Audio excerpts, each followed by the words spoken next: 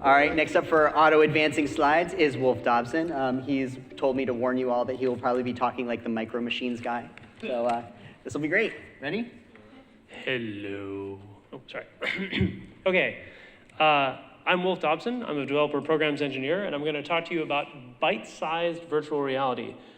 I'm going to talk really fast, so let's all just enjoy this moment of zen until it auto-advances.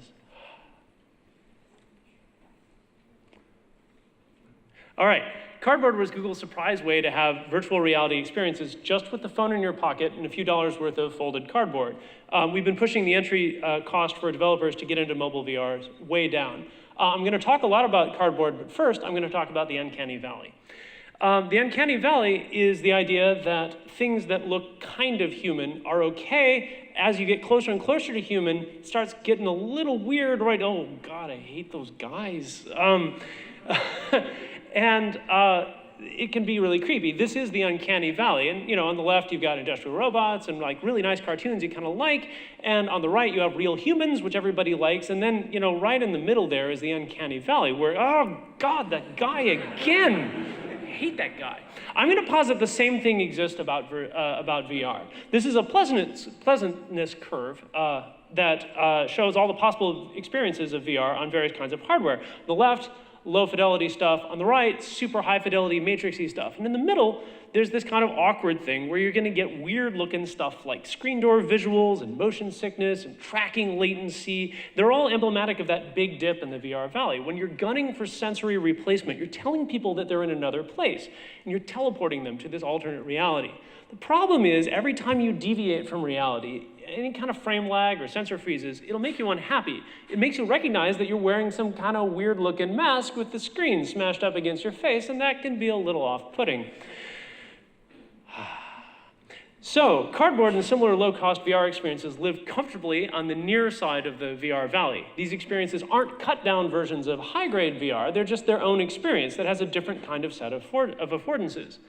So, as this lovely woman in a matching phone and sweater set will tell you, she's holding this device up to her face, and her eyes can't turn any faster than her spine. And she's also holding her hands up to her face, which gives her this feeling like she's peering into something. And a peering mentality is a very different experience than feeling like you're teleporting. It's like you're looking into something, not replacing your entire sensory field, like an SLR camera, or say this 1861 megalethoscope that I found in a Stanford museum. So the point of all of this is holding cardboard to your face is not an infinite thing. You're gonna put it down because we don't have a strap. You're gonna like, my arms are tired. So what we're calling this is bite-sized VR. So let's take a look at an example that you have right now. Those of you who have Google Maps on your phone can try this yourself. This is just regular Google Maps. If you click on Street View, you'll see that you can see Street View. And if you tap on this little button in the lower left, you're in look-around mode, which is you're using the gyroscope to kind of show where you are in this space. If I double tap on that button, it actually puts it in VR mode, which is really cool, and you should all try it.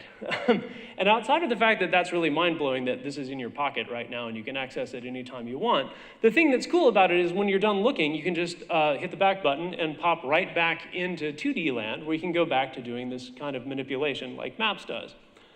And go and find something else to look at besides Notre Dame. So what about your mobile game?